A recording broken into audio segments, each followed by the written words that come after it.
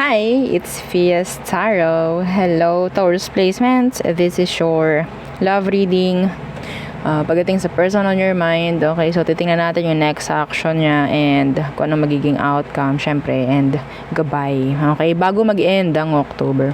Okay, so yeah, syempre, before tayo mag-start, kung hindi ka pa nakakapag-subscribe, please do subscribe and hit the notification bell para lagi po tayo maging updated sa mga mangyayari pa lang. And syempre, kung meron pong mga tanong pagdating sa private reading, sa ating mga item for protection from evil eyes, okay, and sa ating love bracelet for single and sa may mga conflicts, no, sa kanilang mga situation in love, and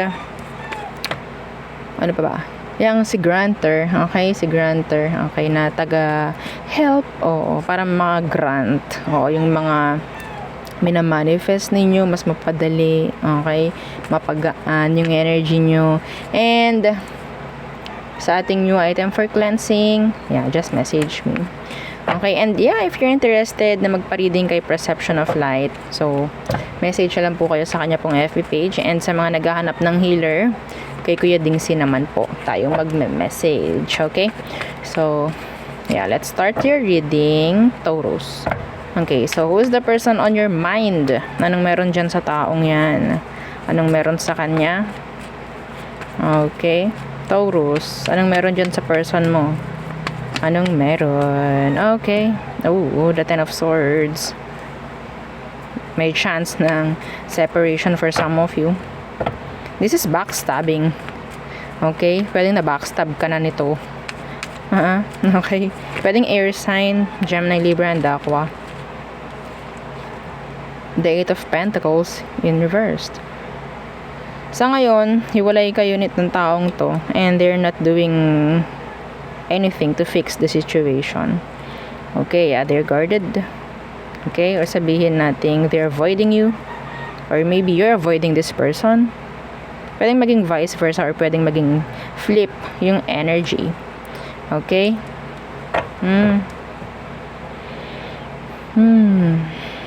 There's this ending.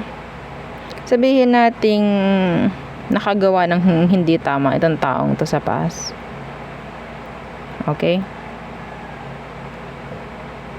Yung iba sa inyo, pwedeng may chance na umalis ito sa situation or nakipaghiwalay dahil merong ditong hindi nag-workout. Okay? Some of them, specific, wala silang work sa ngayon. Or pwedeng recently natanggal sila sa trabaho. Okay?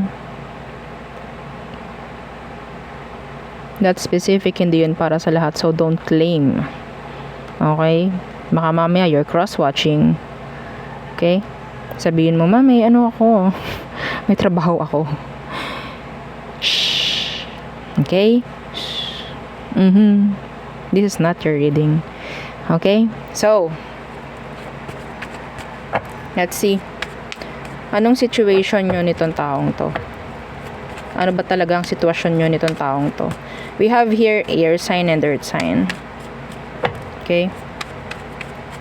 Anong situation ninyo, Taurus?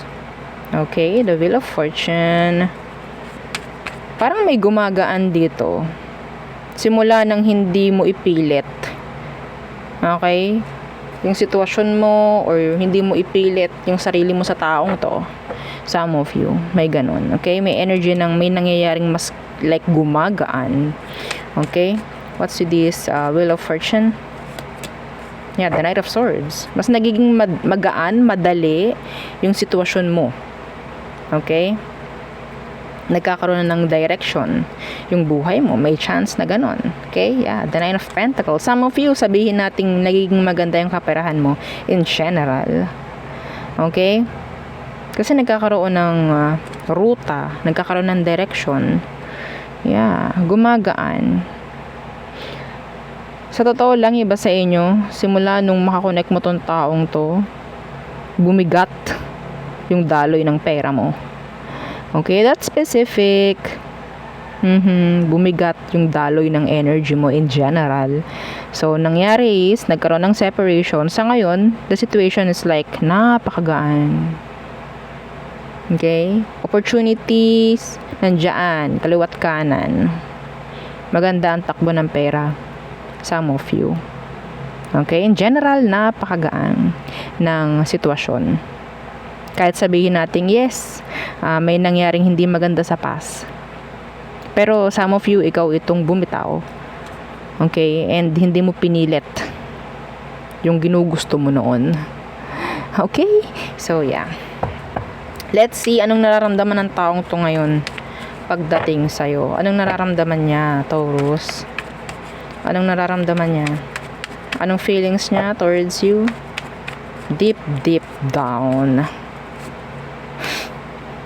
Siyempre, the Nine of Swords. Yeah. Kung ganito naman talaga ang nangyayari sa'yo, gumagaan. Okay? Yung sitwasyon mo, in general, ganito naman talaga ang mangyayari. The Nine of Swords. The Nine of Swords, they're stressing out. Okay? They're stressed. They're thinking of you. Yeah. Why the Nine of Swords?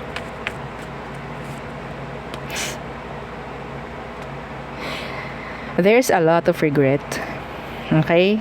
A lot of regret. Sa ngayon nakakuha ko ng energy sa taong to na gusto niya makipag-ayos. Ngayon.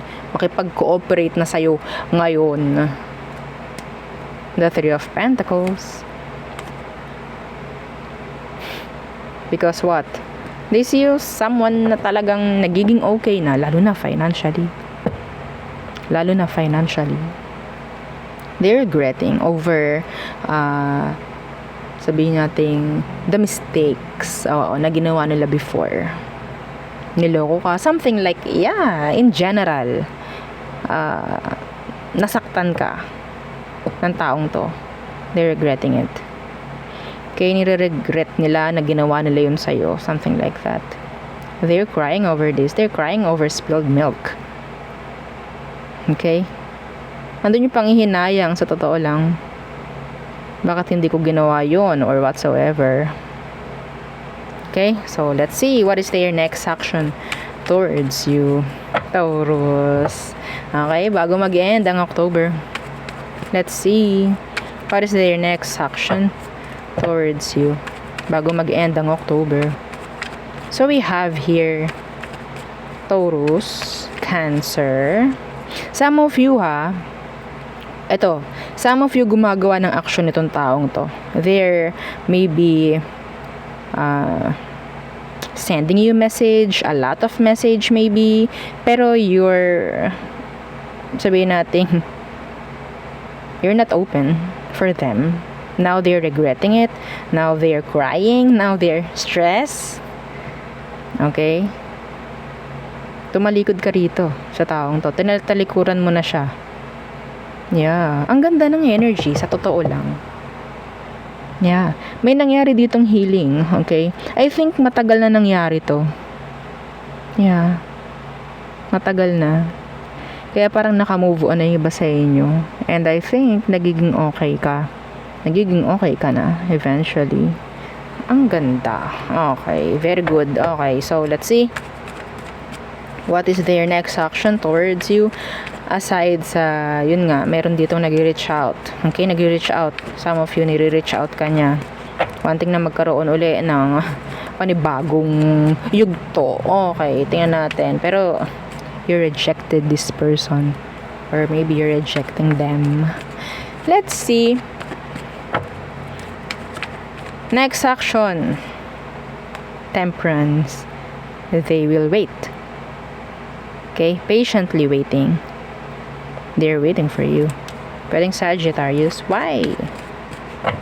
They're waiting for you. Super waiting. O, diba? Waiting, waiting. Nakikipag-ayos sa'yo to, no? Parang, umaasa. Okay? Napagbigyan mo muli. Napatawarin mo. Naghihintay to. Okay? Or may chance na pwedeng ganito ang mangyari. Hihingi ng patawad sa'yo. Yeah. So maybe a lot of realizations. Okay, some of them, they're planning, they're studying. Okay, kung ano ang gagawin nilang action towards you, kung ano mga sasabihin din, may mga ganun. Okay? Ooh.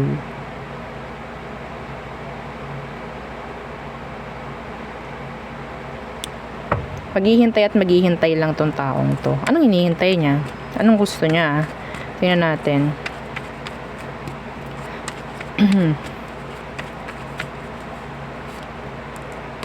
Na maging open ka, na maging soft ka ulit for them, na maging kind ka ulit for them, na maging open ka emotionally for them.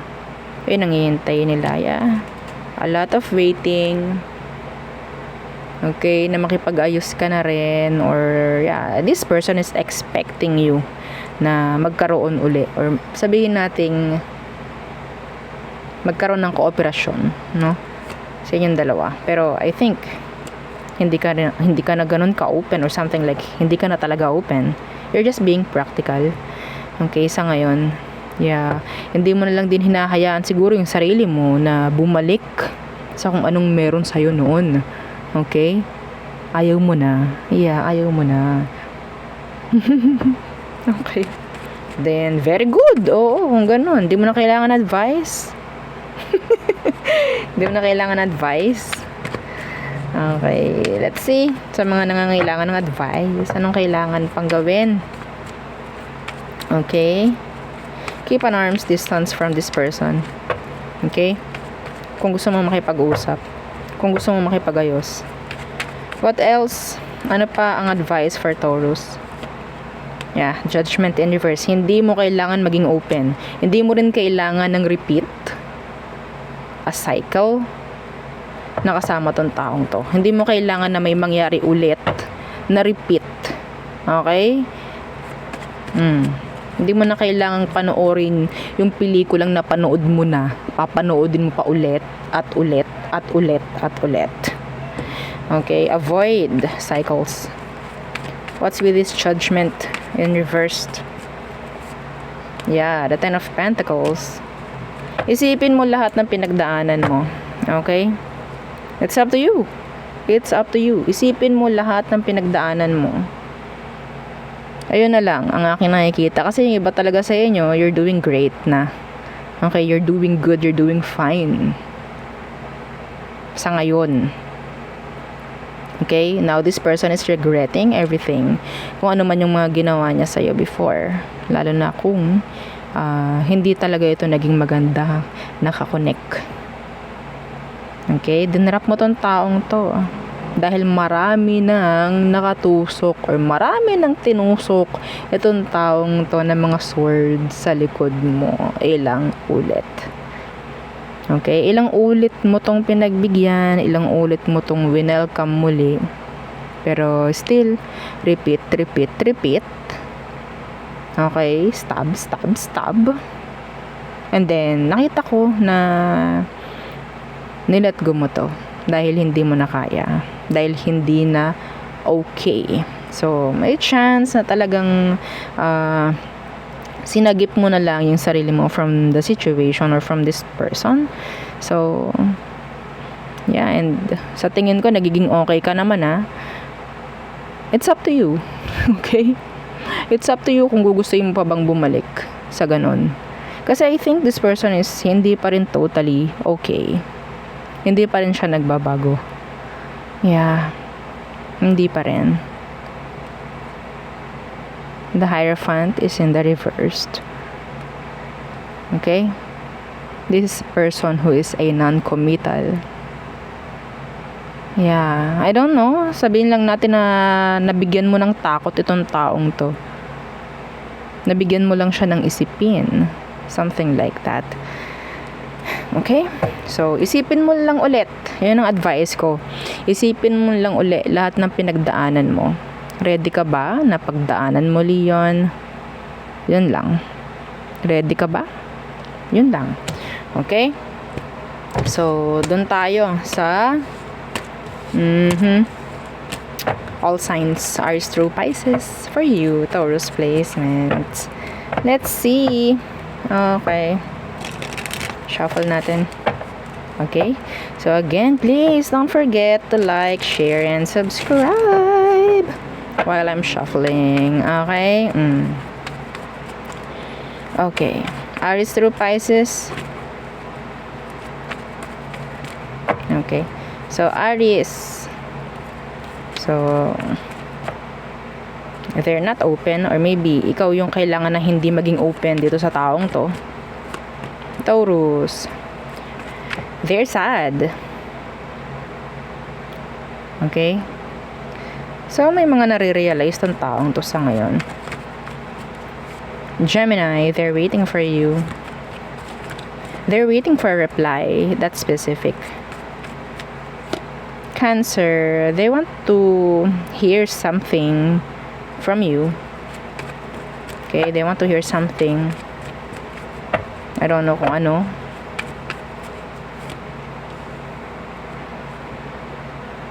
Okay, so Leo, they're being mysterious, being secretive. Okay? So, follow your intuition pagdating dito kay Leo.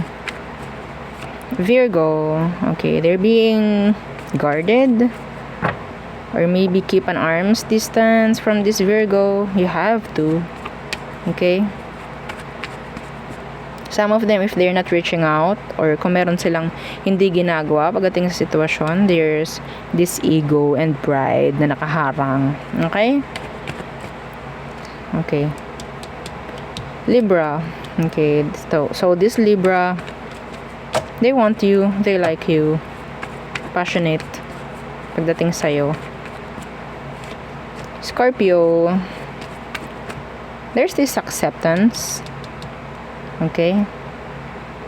Na pwedeng mangyari. Changes. May ganun rin. Sagittarius, they're feeling a missed opportunity with you. They're feeling a missed opportunity. Okay? Capricorn, they want victory with you. They want your attention. Yeah, they want your attention. Aquarius, they're focusing on their money. Okay? They want commitments, I think. They want commitments. Or maybe may mga mas inuuna pa itong si Aquarius. So, Pisces. So, wala kang maaasahan. Kay Pisces, some of you, there's this energy of third party involved. Okay? There's no cooperation with these Pisces. Okay? So, you have to maybe sabihin nating iwasan mo na, cut off mo na, talikuran mo na. Okay? And accept everything kung anong meron sa ngayon sa sitwasyon ninyo. Okay? So, there. Yun ang ating reading for you, Taurus placements. Again, please don't forget to like, share, and subscribe, and follow our FB page. Thank you. Bye!